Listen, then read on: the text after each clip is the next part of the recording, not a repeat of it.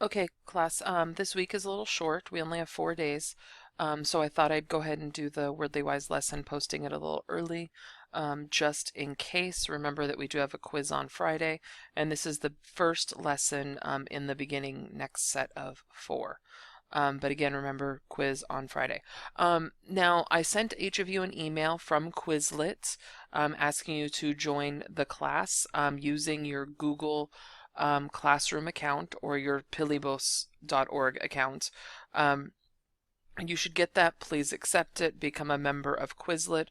It is a free account, and it's one more that I want to try using with you as a class because we've already been using the Quizlets.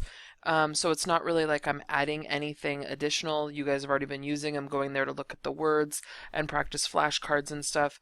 Now I'm just making it to where I can assign stuff through there. And you can actually do it and it can keep track of it. So far, I'm not making it mandatory to do the quizzes or the flashcards or anything on there, but I do want you to get used to going there and seeing it. And that's where I will use the video from as well.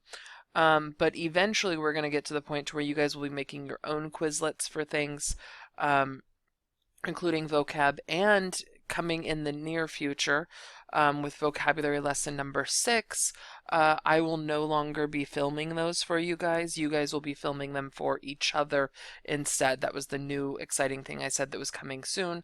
So every time we do a Wordly Wise lesson, we will randomly pick a student and they will have the option of earning 500 XP by completing a film for the Wordly Wise for that week.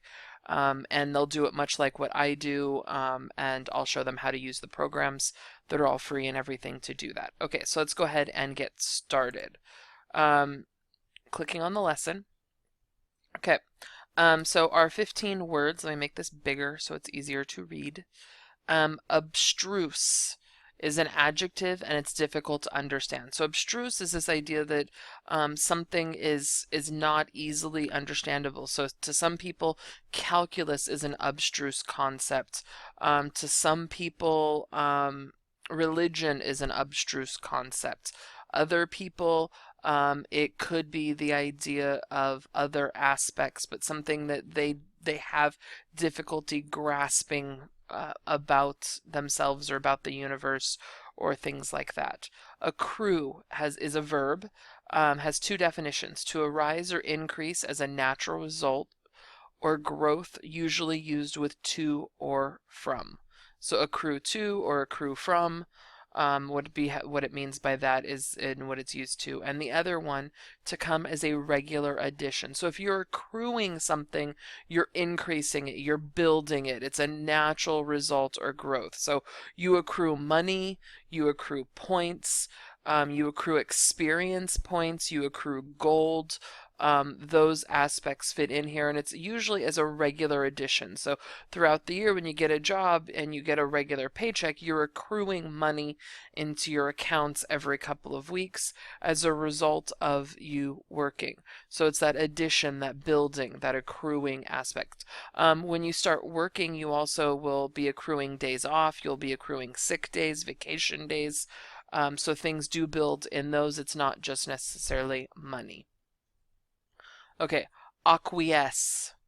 Acquiesce is a verb. To accept is inevitable or to comply passively. So the idea of to accept is inevitable, as in like you know it, you accept that it's going to happen and that you can't change it. So in that aspect, you're complying passively. You're just letting it happen because you know you can't do anything about it. So when you acquiesce to something, it's like that idea that you're just forcing yourself to accept it and comply with it, and you're just going along with it because that's the right thing to do, because that's what you've accepted as inevitable. Besmirch is a verb, to stain or tarnish or to make dirty. So if you're besmirching someone's reputation, you're staining it or tarnishing it. So like when you make rumors about someone, you're tarnishing or staining their reputation, or you're making it you're making their reputation dirty. You could also besmirch something, like if you fall down in a dirt pile and get your pants besmirched, they're stained or tarnished. So it can apply to clothing, It can apply to the body. It can apply to a idea of something itself physically getting dirty, or it can be a more abstract concept with the idea of like reputations and stuff like that. Explicit is an adjective, fully and clearly expressed, leaving nothing merely implied. So at the beginning of the year, teachers make their rules explicit. They're fully and clearly expressed, and nothing is left implied. So you know exactly what you got to do to get the grades you want, to get the behavior you want, and to get everything done the right way. It's just like you also know in my class, every Friday it is explicitly said that we will have a quiz. So that is in there as well. So explicit is fully and clearly expressed. Your parents probably have explicit things set up for you, as in rules about like what time you have to be home for curfew, when you have to do your homework, when you can get your driver's license. Those types of things are probably explicitly spelled out for you.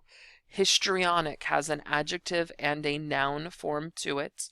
The adjective form is purposely affected or theatrical. Okay, so that's the idea, is that it's over the top. It's very theatrical, very much like you're putting on a performance for a stage. There's probably a lot of gesticulations to go with it. The noun form is exaggerated displays of emotion intended to produce an effect or a result.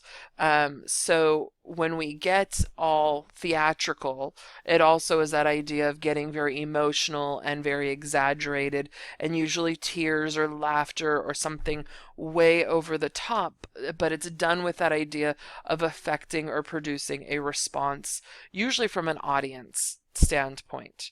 Impropriety is a noun. We have two definitions here: the quality or state of it being improper or unsuitable. And the second one, something that is improper. I love it when they define words with the same word. Okay, so impropriety is the state of being improper or doing something that is unsuitable. So if you have an impropriety, or if you've committed an impropriety, it's the idea that you probably got in trouble for something not necessarily illegal, but you're doing something you're not supposed to do. So the idea of, in my class, it's an impropriety to write in pencil. And many of you have learned that the hard way, and that was something I've made explicit since the beginning of the year, but it still seems to be an impropriety that people seem to have issues with. But that is that idea of something that's improper, or that idea of something that's unsuitable. Obviously, there are things that are worse than writing in pencil, but it's that idea of giving you that example. Inveigle is a verb. First definition: to lure or trick into doing something, or to obtain by flattery or trickery. So people who inveigle you are people who get you, who like kiss up to you or flirt with you or play jokes with you or get you to laugh a lot and flatter you and say, hey, oh, you're beautiful, and then they ask for money, or then they ask for a favor, or then they ask for help of some kind. So they're luring you or they're tricking you through false means. Okay, so they're inveigling you. I think of this also as like the used car salesman approach. That idea that their job is to sell you a used car. They don't care what condition the car is in, but they're going to flatter you and they're going to trick you and they're going to tell you that it has all of these extras and that it's had all of these tests and stuff. But as soon as you buy that car and you drive it off the lot, you might find things different with your car, but they lured you and tricked you with flattery and flirtation and trickery, and so they inveigled you to be able to get your money from you. Okay, penitent is an adjective, sorry for having done wrong. So this is the idea that someone is it's like they've paid their penance. That's another that's another synonym to go along with this, where the idea of if you're penitent, you feel sorry for it. So it usually means you've paid your dues, or you've paid your time, or you've done your penance aspect, but you're sorry about it. Probity is a noun: honesty, trustworthiness, adherence to virtue. So someone who has probity has that form of honesty. They're trustworthy. They're people who don't besmirch other people's reputations. They're people who don't have to be penitent because they're honest and they're trustworthy and they adhere to those virtues. Okay, purport is a verb to give or present the often false impression of being someone or intending something. So that idea of being able to not so if you're purporting something, you're presenting a false impression. So if we go back to inveigle, this is another synonym for inveigle. So you're giving that impression that you're intending to do something, but you don't necessarily follow through with it. You don't necessarily do it. So you're giving that often false impression. Okay. Repercussion is a noun, an unforeseen or indirect result or effect of an event. So that idea of it's kind of like that consequence. So you don't necessarily know what the consequence is going to be, and that's why it falls into that unforeseen. But that idea is that because of something happening, there's a repercussion or there's a consequence or a price to pay at the end. Okay?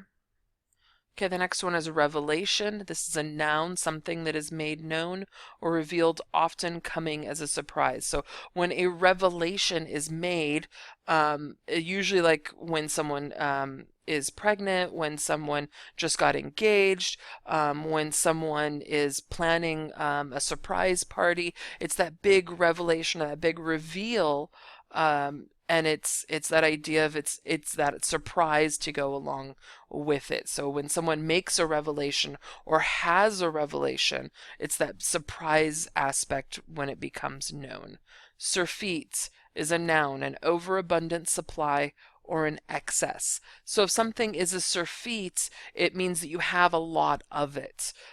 So if you look at stores when they're having clearance sales on items, it's usually items that they have a surfeit of, or they have that overabundance or that excess, or it's they've had the item for so long and haven't sold all of it that they at the end they have to have a sale to get rid of it to make more room. So they have that surfeit or that overabundant supply. Right now, when you go into a store, they have a surfeit of Halloween candy.